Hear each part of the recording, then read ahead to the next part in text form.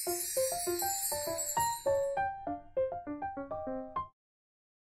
time about how my boyfriend and best friend were sneaking around behind my back. So a little background information, I was 15 and in 10th grade. So my mom and dad were split up and I was pretty much allowed to do whatever I wanted because of that. So I was dating this boy named Jacob. Well, my best friend Alice literally hated him. Like low-key, every once in a while, she would try to break him and I up. And when I would call her out on it, she would just deny it. Anyway, so the one day I didn't go to school because I was super sick. So the whole day I was trying to text Jacob and Allison, but nobody was answering me. Which was extremely weird because no matter what, Allison would always text me back. So after I knew the school ended, I went to Allison's house. Nobody was answering the door, so I used the spare key. I walk in and all I hear is a very loud banging coming from her bedroom. So I walk in, I see my boyfriend and her together, and then he starts saying that she drugged him. So I went on his phone, I see a bunch of old text messages between him and her, and them exchanging pictures. And then sis wants to start giving me an attitude, so I punched her in the face, and then I left and I don't talk to either. Story time about why I beat up my best friend. So a little background information. Her and I had been best friends since we were in 7th grade.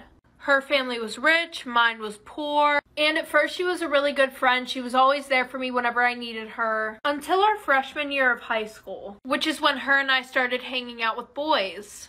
Now, my mom was kind of strict. She wouldn't really let me hang out with boys, but her mom was more lenient about her hanging out with boys. Every weekend, she would throw a party at her house, and she would throw them in her attic because 1, it was huge, and 2, her parents didn't give a fuck what she did up there. Anyways, she would always offer to do my hair and makeup before the party started, which always made me really excited because I never really put any work into my physical appearance. Well, little did I know, the only reason why she would offer to do my hair and makeup at these parties was so that way she could make me look like shit in front of all the boys. So after that, I taught myself how to do my own makeup and do my own hair, like for part 2.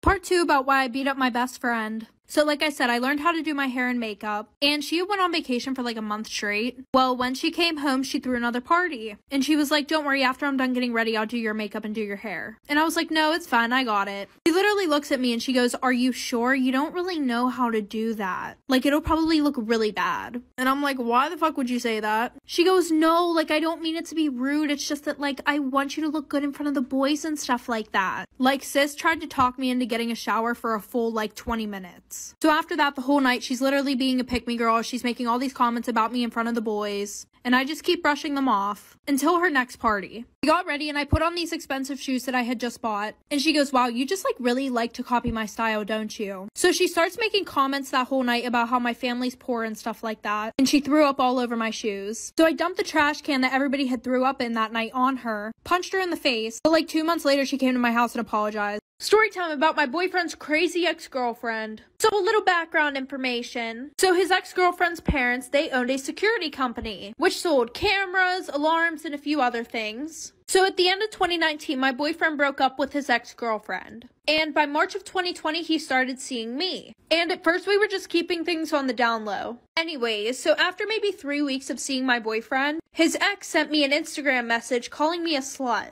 It's the obsession for me. Anyways, what's even weirder is that she knew everything about my boyfriend and I, even the sexual things. Anyways, like I said, I thought that was really weird, so everything that she had sent me, I sent straight to him. Because I thought, obviously, that he had still been talking to her and had told her everything about us. But instantly, he gave me his phone and said go through it, and he had her blocked on everything. So even though it was weird, we moved on from that situation. Well, fast forward another 2 weeks, and his ex calls him while I'm at his house. Like for part 2.